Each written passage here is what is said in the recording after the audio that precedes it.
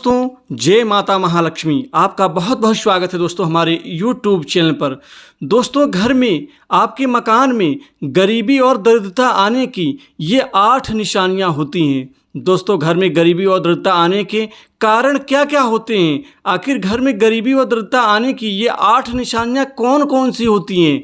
दोस्तों कभी कभी आपने एक चीज़ पर गौर किया होगा, कभी कभी हम कुछ ऐसे घर देखते हैं जहां हर कोई कमाता है पर उस घर की ज़रूरतें कभी भी पूरी नहीं हो पाती और वो लोग लगे रहते हैं अपनी ज़रूरतों को पूर्ण करने में, अपनी ज़रूरतों की पूर्ति के निमित्त। आज हम आपको बताएंगे कि आखिर ये गरीबी के मुख्य कारण क्या होते हैं, उसका कुछ उदाहरण भी बताएंगे। साथ ही घर में कुछ गलती के कारण आपकी सारी मेहनत बेकार में चली जाती है। आपको कुछ उपाय भी अंत में बताएंगे इन गरीबी के कारणों को नष्ट करने के निमित्त, उन दोषों को, उन दिक्कतों को हमेशा हमेशा के लिए नष्ट करने के निमित्त। दोस्तों गरीबी उस समस्या को कहते हैं जिसमें व्यक्ति अपने जीवन काल में मूलभूत आवश्यकताओं जैसे रोटी, कपड़ा, मकान, अपने बच्चों की अच्छी शिक्षा का शौक पूरा करने में असमर्थ होता है। उस व्यक्ति की कमाई बहुत कम होती है तथा गरीबी रेखा के नीचे माना जाता है। अपने मूल आवश्यकताओं को पूर्ण करने में बहुत असमर्थ हो जाता है। दोस्तों यदि किसी व्यक्ति के जीवन में माता महालक्ष्मी की मेहरबानी हो, माँ भगवती महालक्ष्मी धन की देवी का आशीर्वाद हो, वो घर खुशियों से और धन संपत्ति के भंडार से भर जाता है। लेकिन हर व्यक्ति की किस्मत में माता महालक्ष्मी की मेहरबानी नहीं होती। लाख प्रयास प्रयत्न व मेहनत व संघर्ष करने के उपरांत भी हम अपने 2 जून की रोटी के निमित्त, अपने बच्चों की परवरिश के निमित्त हम आधे ही सुख का निर्माण कर पाते हैं।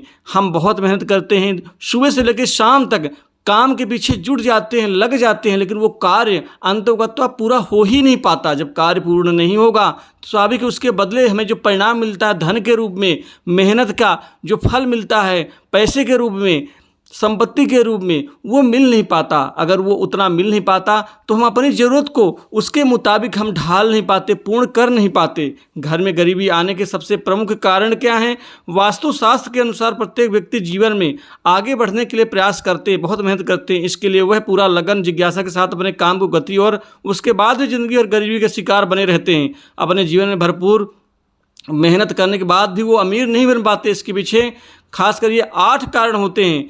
भगवान कृष्ण ने गीता में वास्तु के निमित्त बहुत सारे दृष्टांत और उदाहरण भी दिए हैं कि आखिर गरीबी आने के वो 8 मुख्य कारण कौन कौन से हैं। तो दोस्तों सबसे पहला कारण है घर में तुलसी के पौधे को उखाड़ना या घर में तुलसी के पौधे का अचानक सूख जाना। घर के बीचों बीच आंगन में लगे तुलसी के पौधे को शुभ माना जाता है। सनातन संस्कृति में तो तुलसी को सबसे पवित्र माना जाता है, लेकिन जब तुलसी का पौधा बिल्कुल सूख जाता है तो उसे घर में मुसीबत और दरिद्रता आने का संकेत माना जाता है। क्योंकि आपने कभी भी देखा होगा तुलसी का पत्ता हर पूजा पाठ में इस्तेमाल किया जाता है, क्योंकि हम लोगों के पुराने किताबों से, ग्रंथों से, शास्त्रों से तुलसी को एक देवी के रूप में माना जाता है और पूजित भी हैं। ऐसा कहा जाता है जिस घर में तुलसी रहती है उस घर में किसी कोई नज़र नहीं लगती और वो परिवार सुख और दुख बड़े ही सरल रूप से झेल लेता है। परिवार में हमेशा शांति बनी रहती है। दोस्तों दूसरा मुख्य कारण है गरीबी आने का। घर में गरीबी आने का दूसरा मुख्य कारण है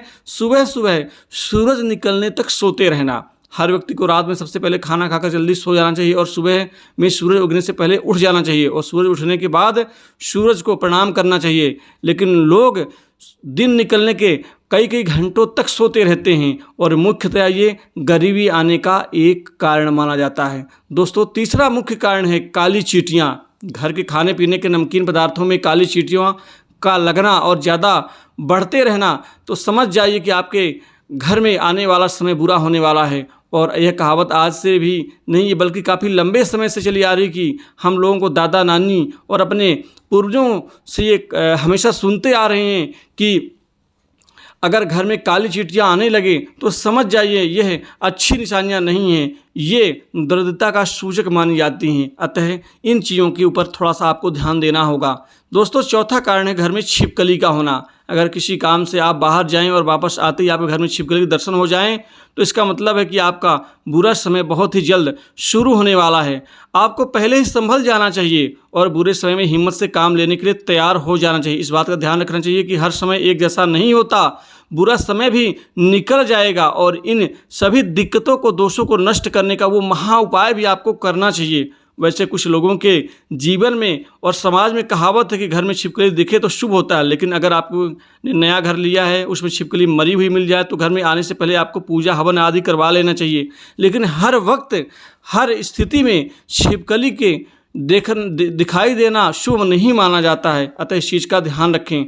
और पांचवा जो गरीबी आने का अशुभता का दरिद्रता का जो कारण है, घर में झाड़ू उल्टा सीधा रखना। घर का झाड़ू घर में लक्ष्मी का सूचक होता है, क्योंकि वह दरिद्रता को घर से बाहर निकालता है, उससे घर में सुख समृद्धि धन दौलत आती है। झाड़ू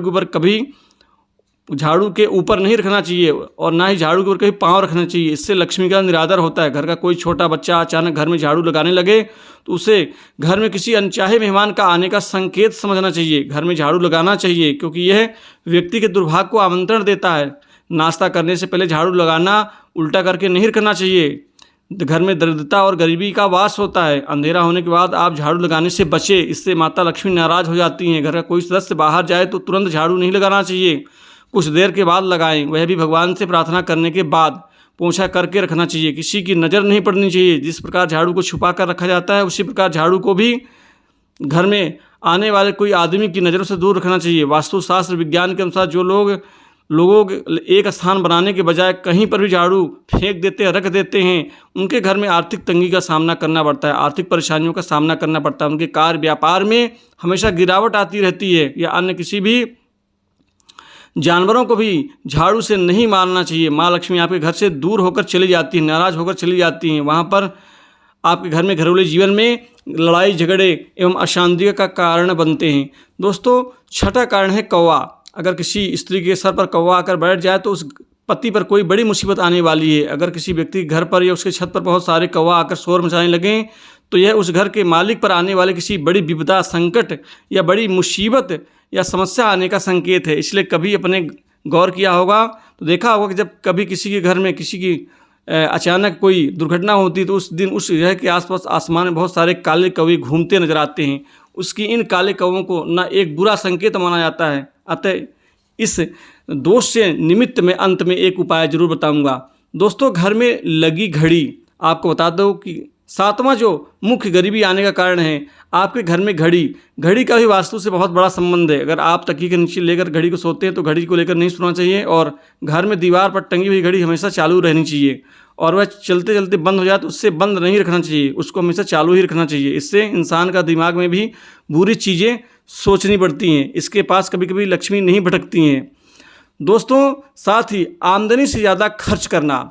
आप जैसा कमा रहे हैं 10 रुपये कमा रहे हैं और खर्चे 20 रुपये हैं, इससे आपका नुकसान है। इसलिए जितना आप कमा रहे हैं उससे कम ही खर्च करें। कुछ पैसा बचाइए अपने बुरे समय के लिए या अपने आने वाले वक्त के खर्चे के लिए। ऐसा माना जाता है कि अगर 10,000 कमा रहे हैं तो आपकी मूल ज़रूरत और जो भी आपका खर्चा है वो अगर आप 7,000 में पूरा कर लें तो आपको कभी किसी से कुछ मांगना नहीं पड़ेगा। इसलिए आपको पैसे कमाने से पहले पैसा बचाना सीखना भी चाहिए। दोस्तों, आठवां मुख्य कारण है गरीबी आने का, दरवाजे के सामने पैर करके ना सोएं। अगर आप अपने कमरे में दरवाजे की तरफ पैर रखकर सोते हैं तो ये वास्तु के अनुसार भी बिल्कुल सही नहीं माना जाता। ऐसा माना जाता है कि ऐसा करने से लक्ष्मी आपके घर में नहीं आती। अगर आ भी जाती हैं और आपके पैर पर दरवाजे के सामने देखती हैं तो वह वहीं से वापस लौट जाती हैं। साथ ही आठवां मुख्य कारण है गरीबी आने का, वो है पीपल के वृक्ष के ऊपर पेशाब नहीं करना चाहिए, ना बाथरूम करना चाहिए, और पीपल के वृक्ष को उखाड़ना भी नहीं चाहिए। पेड़ के नीचे पेशाब करना निहायत ही अशुभ स्थिति मानी जाती है, अतः इस चीज़ का ध्यान रखें। दोस्तों, आपके घर में, आपके मकान में गरीबी आने की ये 8 मुख्य निशानियां हैं। आखिर ये 8 निशानियां आपके जीवन से दूर कैसी हों, आपके घर में माता महालक्ष्मी की मेहरबानी कैसे प्राप्त हो, आपके कार्य व्यापार में उन्नति तरक्की कैसी हो। तो दोस्तों, सबसे पहले आपने प्रत्येक शुक्रवार को माता महालक्ष्मी के सामने आपने दूध से बनी खीर का भोग लगा करके आपने एक गुलाब का पुष्प अर्पित करना है। साथ ही आपको माता महालक्ष्मी का जो सबसे महाअसरकारी उपाय है संपुट श्री सूक्त का आपने 7 बार पाठ करना है।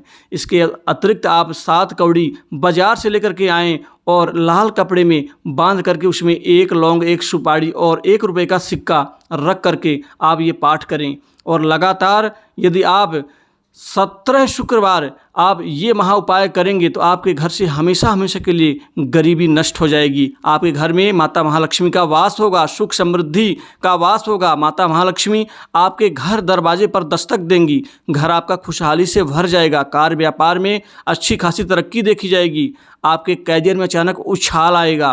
तो दोस्तों ये वीडियो बड़ी मेहनत से बना है, अतः आप इस वीडियो में हर एक चीज़ों को बड़े ध्यान से गौर से सुने और जो भी उपाय बताया गया है उनको अपने जीवन में जरूर उतारें, इससे आपका जीवन बदल जाएगा। तो दोस्तों इस वीडियो में बस इतना ही। नमस्कार, जय माता महालक्ष्मी।